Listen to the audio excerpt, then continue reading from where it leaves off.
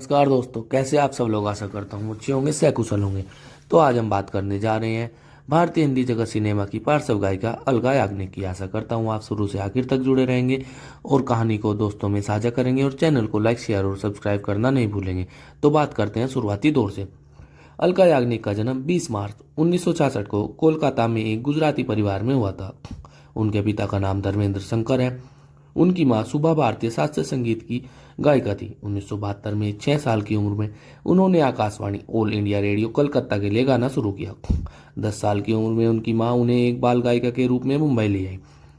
उन्हें सलाह दी गई कि वे अपनी आवाज के परिपक्व होने तक प्रतीक्षा करें, लेकिन उनकी मां दृढ़ रही।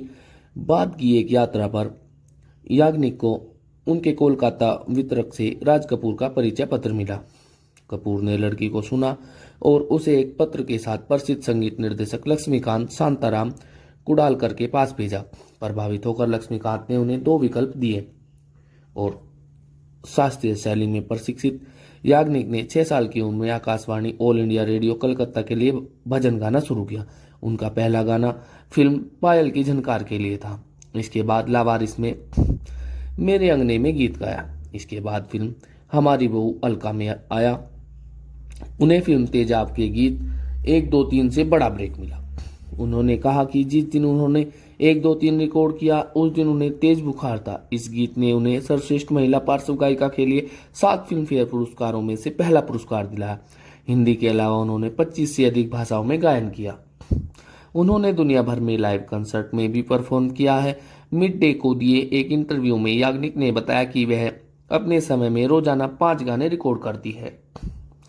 1993 में याग्निक ने इला अरुण के साथ एक आकर्षक गीत चोली के पीछे क्या है गाया और आनंद बख्शी द्वारा लिखे गए बोलों के कारण इस गीत ने विवाद खड़ा कर दिया।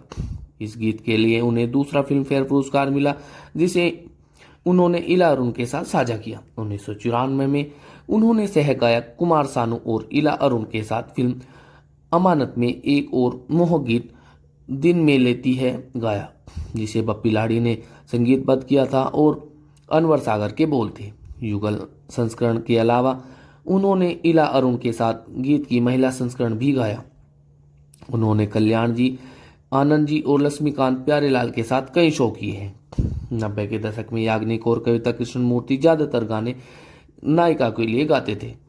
याग्निक ने 1997 में पुरस्कार विजेता गीतकार जावेद अख्तर और संगीतकार राजू सिंह के साथ मिलकर तुम याद आए 2002 में जावेद अख्तर और गायक हरिहरन के साथ तुम आए और 2003 में जावेद अख्तर और गायक संगीतकार शंकर महादेवन के साथ सायराना जैसी निजी एल्बमों पर काम किया। उन्होंने हनुमान चालीसा और विभिन्न भक्ति गीत भी गाए हैं।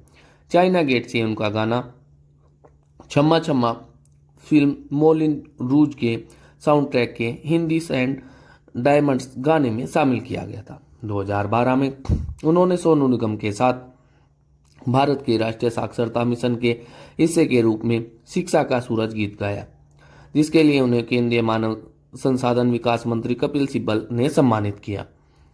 और इसके अलावा 2012 में हिंदी सिनेमा के 100 साल पूरे होने के अवसर पर फिल्म ताल के उनके गीत ताल से ताल मिला को देसी मार्टिनी, हिंदुस्तान टाइम्स और फीवर 104 द्वारा किए गए एक सर्वेक्षण में सदी का सर्वश्रेष्ठ गीत चुना गया था।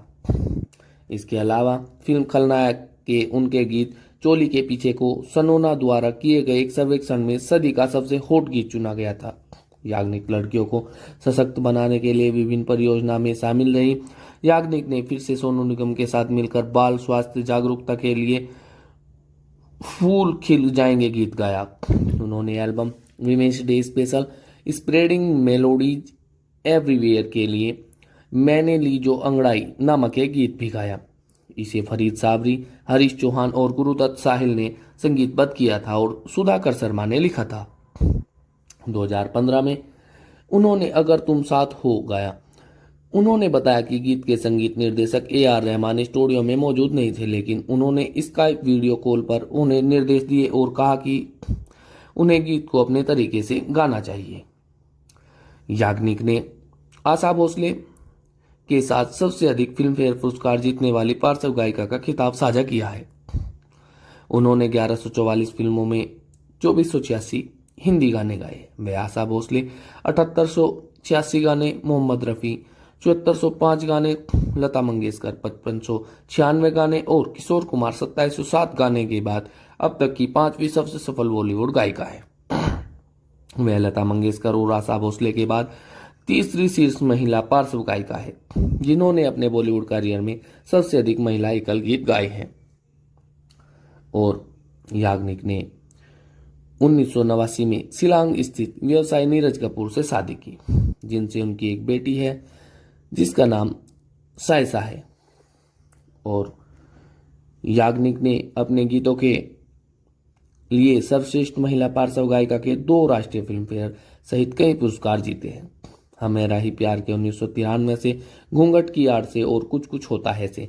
कुछ कुछ होता है 1998 उन्होंने अपने गीतों के लिए सर्वश्रेष्ठ महिला पार्श्व गायिका का रिकॉर्ड 7 बार फिल्म फेयर पुरस्कार जीता है।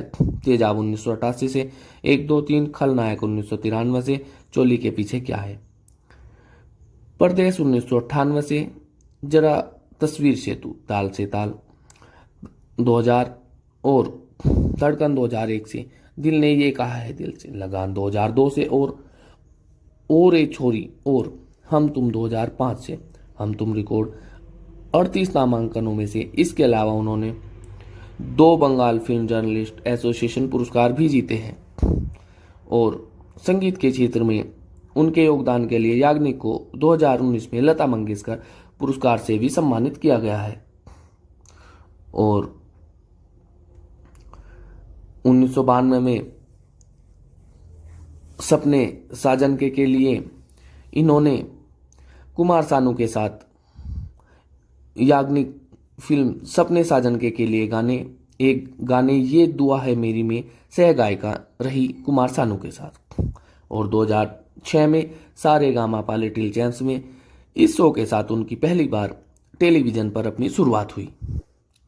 और कॉमेडी नाइट्स विद कपिल में 25 मई 2014 को वह लोकप्रिय TV show comedy nights with Kapil में कुमार सानू के साथ विशेष अतिथि के रूप में दिखाई दी। फिर सारेगामापा लिटिल चैंप्स में उन्होंने सारेगामापा लिटिल चैंप्स के पहले सीजन में जज के रूप में और 5वें सीजन में महागुरु के रूप में काम किया।